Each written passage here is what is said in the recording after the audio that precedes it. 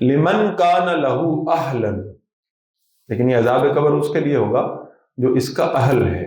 تو ہم اس عذاب قبر پہ ایمان ہیں۔ یا یہ سمجھیں کہ جو حدیث کے منکرین ہیں آج بھی ان کے ہاں عذاب قبر کا کوئی تصور، حدیث کے منکرین کے ہاں آج بھی عذاب قبر کا تصور نہیں ہو، کہتے قرآن میں ذکر نہیں، حالانکہ قرآن کریم میں ذکر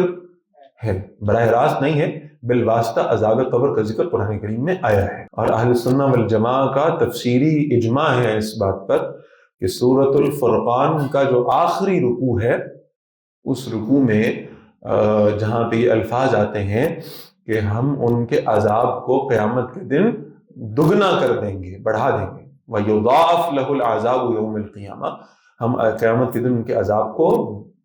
دگنا کر دیں۔ اس کا مطلب ہے پہلے کہیں عذاب ہو رہا ہے نا، قیامت سے پہلے وہ ہو رہا تھا، آپ کسی چیز کو ڈبل کیسے کریں گے؟ آپ کہتے ہیں کہ میں اس پانی کو ڈبل کرنا چاہتا ہوں، اس کا مطلب ہے سنگل کہیں ایگزسٹ کر رہا ہے تو آپ اس کو ڈبل کر رہے ہیں نا، تو اس کا مطلب ہے وہ سنگل عذاب کہیں پہلے ہو رہا تھا جو قیامت والے دن اللہ فرما رہے ہیں کہ ہم اس کو ڈبل کر دیں گے، تو سنگل کہاں ہو رہا ہے؟ اس پر امت مسلمہ کا اجماع ہے، یضاعف لہ العذاب یوم القیامہ، تو اس کے بارے میں امت کا تفسیری اجماع اس بات پر ہے کہ اس سے مراد عذاب قبر ہے، عذاب قبر پہلے ہو رہا ہوگا، قیامت کے دن دگنا کر دیا جائے، بڑھا دیا جائے۔ وَالسُّؤَالِ مُنْكَرٍ وَنَكِيرٍ فِي قَبْرِهِ، اور ہم منکر اور نکیر کے جو سوالات ہیں قبر میں ان پر بھی ایمان رکھتے ہیں۔ ہمارا عقیدہ ہے کہ قبر میں دو فرشتے آئیں گے، منکر اور نکیر ہوں گے، اور یہ دونوں آ کے سوالات پوچھیں گے، یہ ہمارے عقیدے کا حصہ ہے۔ کیا سوال پوچھیں گے؟ ان ربہ،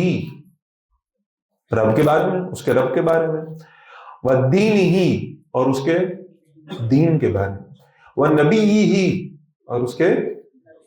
نبی کے بارے میں، یعنی تین سوالات ہوں گے، یہ ہمارے عقیدے کا حصہ ہے۔ احادیث میں موجود ہے، من ربک، تیرا رب کون ہے، ما دینک، تیرا دین کیا ہے، اور من نبیک، اور تیرے نبی کون ہے۔ ایک بعض روایات میں صراحت آئی ہے کہ حضور صلی اللہ علیہ وسلم کا چہرہ دکھایا جائے گا اور پوچھا جائے گا یہ کون ہے، پہچان لیں گے۔ جو ایمان والے ہوں گے ساری زندگی ان کا نام لیتے رہے ہوں گے، ان پہ درود و سلام پڑھتے رہے ہوں گے، وہ پہچان لیں گے کہ یہ محمد الرسول اللہ صلی اللہ علیہ وسلم، تو پہچان لیں گے۔ اللہ ہمیں ان میں شامل فرمائے، اللہ ہمیں ان سوالوں کے صحیح جواب دینے کی توفیق دے۔ تو ہم اس بات کا عقیدہ رکھتے ہیں کہ بہرحال قبر میں یہ سوالات ہوں گے۔